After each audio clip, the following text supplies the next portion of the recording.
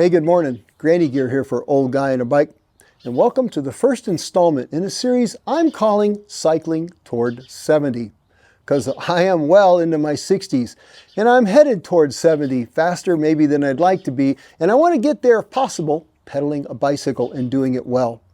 In this series, I'll be covering topics that relate to my cycling performance, whether it's equipment related or personal, nutrition, fitness, things like that. And maybe you'll relate to it. It'll help you in your journey as you age as a cyclist. All right, in this first episode, we'll be talking about bike fit and what I've changed over the last couple seasons, why and how it's worked out. Stay tuned.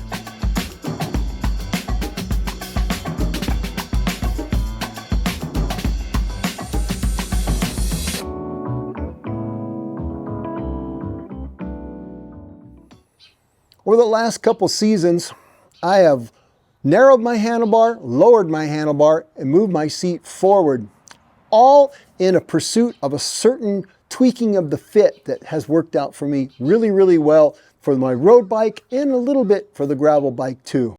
Now you'd think by now, wouldn't you, as long as I've been riding and as old as I am, that I would have figured out where my saddle position and bar position was. I would know where I want to be for comfort and performance.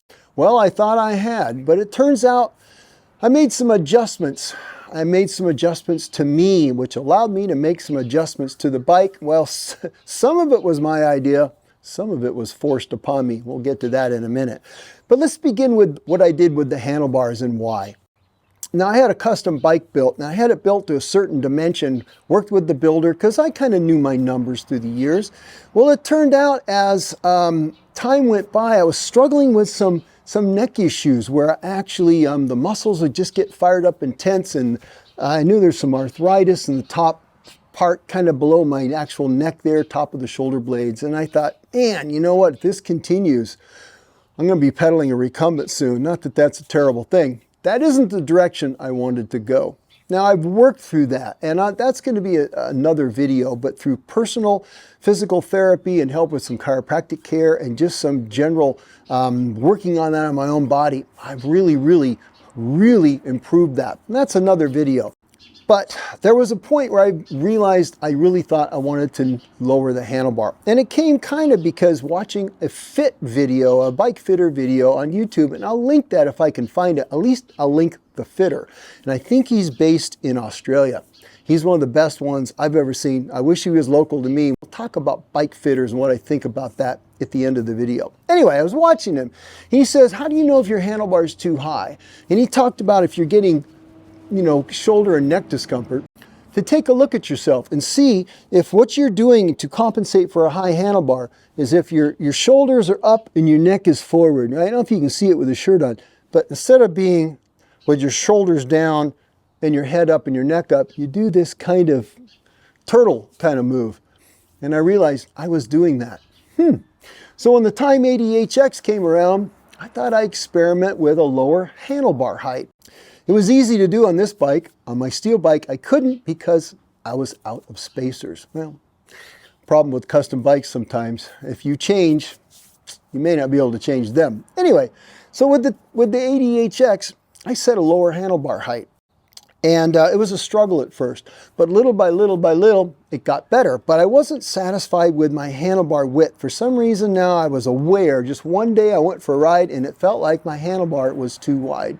Well, it's a 44 centimeter handlebar. That was my standard road handlebar. Now remember, that sounds really wide, doesn't it? Remember, I'm coming from mountain biking and I just like that feel of the wider handlebar. I liked how it felt when you're out of the saddle and you're pulling on the bars, and it just felt fine to me. But all of a sudden, well, for some reason, it just didn't. Now that could have been because of the lower bar position. I'm not really sure. Whatever it was, I went from a 44 to a 42 centimeter handlebar. And I also changed a little bit of the reach of the bar and the drop of the bar just ever so slightly. So now all of a sudden I felt too congested, so to speak. I felt, what's the word I'm looking for? Not congested, cramped, I guess, on the handle. It felt too close to me. Now all of a sudden I was upright again, and I'd kind of gotten used to riding in that lower position. I was getting to like it. My body was adapting. I thought, well, I can get a longer stem, but since this stem is kind of a Detta Superbox internal thing, and those aren't that easy to find if you don't live in Europe, it's hard to find these things online, the Detta anyway. And I thought, well, darn, I got to swap that all over, or maybe I should just try lowering my handlebar. Because if I lowered my handlebar, now the bar is a little bit further away and I'm a little lower, and by golly, that was absolutely perfect. So now I was happy with the 42 centimeter bar. I still had enough leverage when I stood. I didn't feel like I was climbing like this when I'm standing out of the saddle, you know, this little tiny handlebar. 38 centimeter handlebars, I don't care how arrow they are. I don't think that's for this guy. So now that new position was really, really good. And as time went by, I thought, I wonder if I could go even lower. And so I did. So now my position now with the handlebar, as reflected in the Time ADHX, and I copied that pretty much on the Bosso SV, is I have 3 inches of bar drop between the saddle height and my handlebar, where I had about 1 on my old custom steel bike. That is a huge difference. Now I went there in increments, but so far that's worked out really, really well for me. Now I've gained, it's a lovely position to be in where you're a little bit lower, you're out of the wind, it feels faster, it feels more powerful.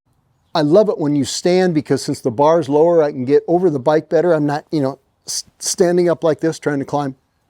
It's been excellent. Love it for descents. I had to balance out the fact that if you get down in the drops, maybe you'll be getting a little bit low. I don't spend a lot of time in the drops unless I'm descending fast, so it's not a big deal. And it has worked out really, really well. All right, behind me here, my Turner Cyclist gravel bike. Now, when this came to me, I originally set it up with a titanium seat post with about 20 millimeters of setback to the post. In other words, offset. So 0, the seat post goes straight up through the bike to the saddle. Offset or setback is how much the clamp is different from the line of the post, right? So if it's 10 millimeters back, it's got 10 millimeters of offset. My tie posts, if I remember right, they had about 20. That's quite a bit, but not that unusual, really, through the history of seat posts. But I found that I really, really needed to have some suspension seat posts because 30 years ago I had a back surgery in my low back, and I do really well, but those impacts of riding this gravel bike on our rough and rutted roads, like an hour-long climb, that was starting to bother my back. I don't want to bother my back, not like that. Now this Redshift post took care of that. They're fabulous. I really don't want to ride a gravel bike without one, at least living where I live.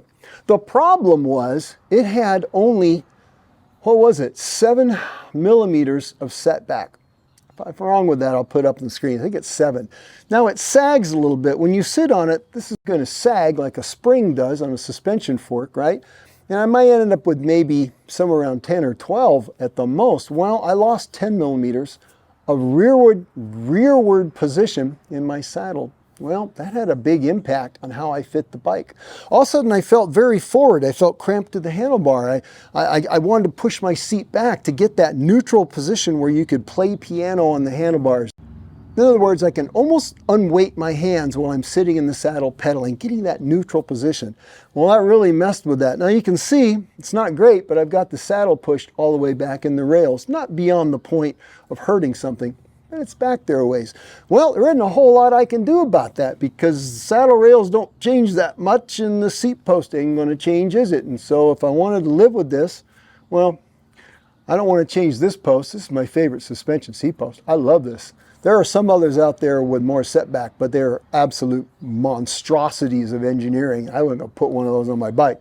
I love this thing, and I thought, well, I'm just going to have to live with it, I guess. But you know what I found out?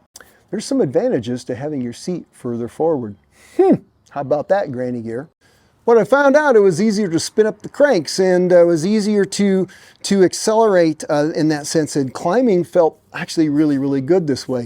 And over time, I found out that I was starting to tune into it, and I thought, I've always struggled with, on the road, spinning along with the peloton and keeping those high cadences and at higher speeds and closing those gaps. And that was always a struggle for me. Climbing wasn't the problem, but that was. And I thought, I wonder if I'm cheating myself by forcing myself into this rearward position. Well, maybe instead of cursing the darkness, I should embrace it and try changing my saddle position on my road bike too.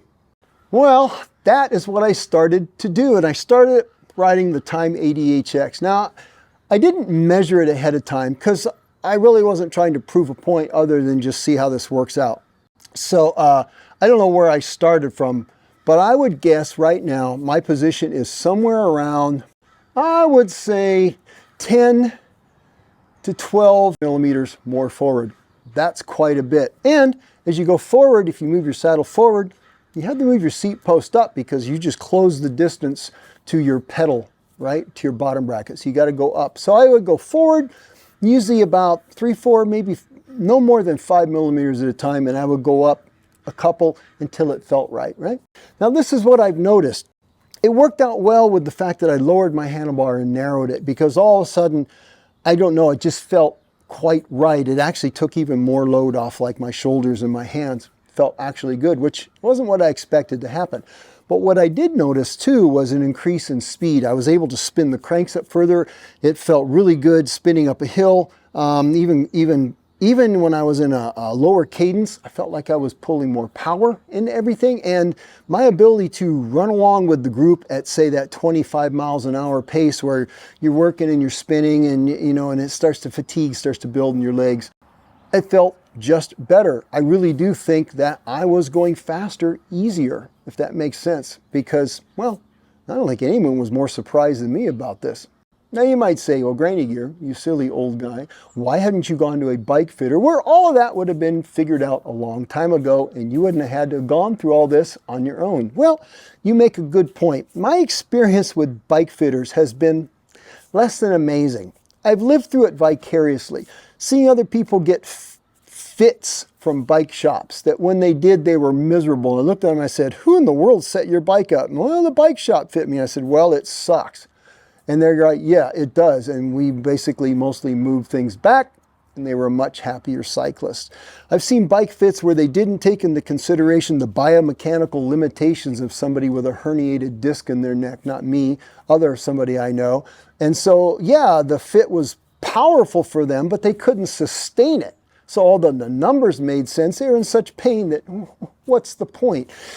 There's a holistic approach to bike fitting that I'm not sure how many bike fitters actually meet that metric. If you're used to fitting 22-year-old triathletes, well, I mean, I don't know, what does that offer me?